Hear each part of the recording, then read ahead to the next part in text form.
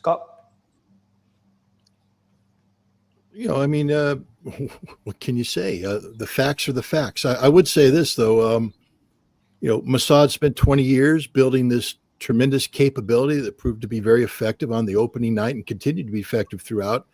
It appears that that's unraveling. I don't think holding Mossad agents accountable for their behavior, their actions by Iran is indicative of a miscarriage of justice. Any nation would execute people of this nature. They've betrayed Iran. They are working for an enemy. So, it is what it is. But that capability is gone. You shot that bolt, and unless Mossad's sitting on another 20-year project that they haven't displayed yet, the next time this goes around, and Mario, there is not going to be a grand bargain. There's going to be another conflict.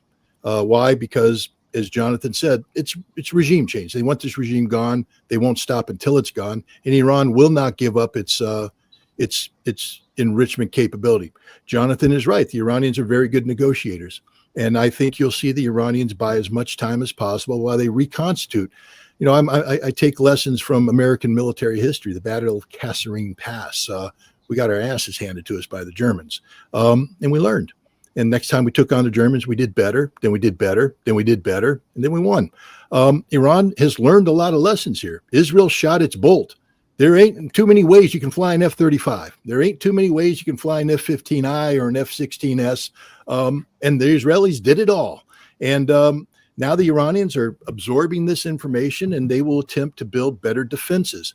What we do know is that, I think history will show that the efficacy of the Israeli ballistic missile defense shield wasn't quite what the Israeli government says. I think there's more than 31 impacts.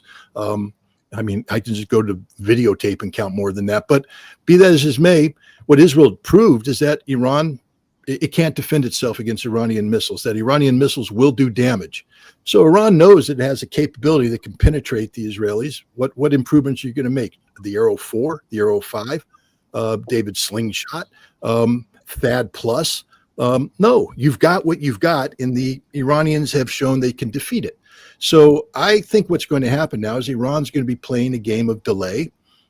They're going to turn this into a legal issue. You're going to see Russia and China working with them at the UN to isolate Israel. I think the IAEA is going to become a battlefield where Israel's noncompliance, refusal to sign becomes an issue as we talk about how to move forward. You can drag this thing out forever, how to get inspectors back in.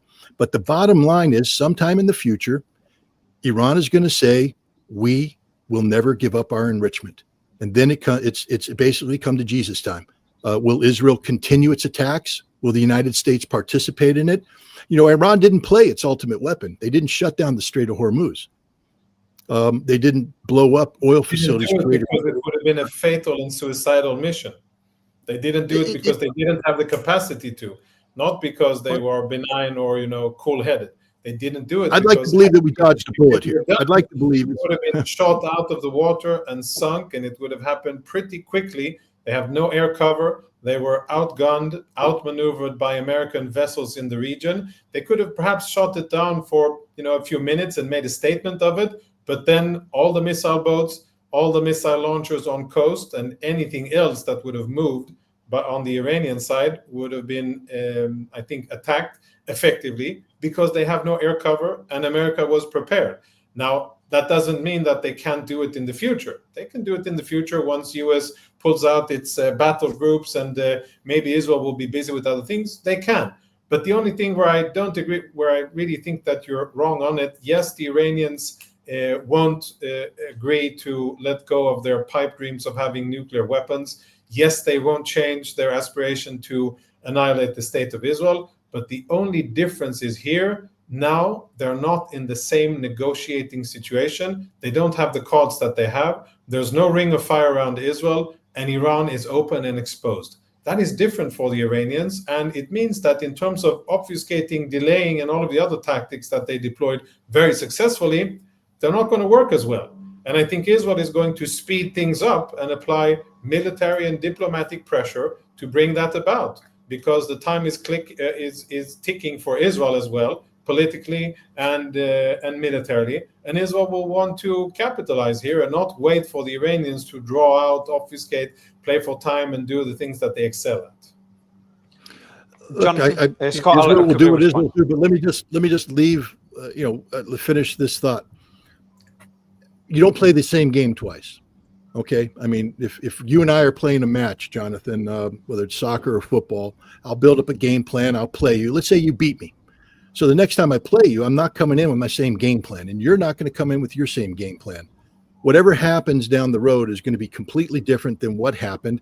And I think you're looking at Russia and China becoming far more mobilized, that you're going to see that Israel is going to be running into far more resistance from Russia and China going forward. And it's going to be a completely different game. So we'll see what the future holds. But I don't believe there's a grand bargain in the making.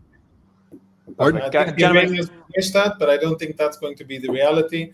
The Iranians have just accused the Russians of being unreliable partners, and that's a big statement coming from strategic allies. And China, except for a few unexplained flights that came in the first days of the war, I didn't see them do anything of substance.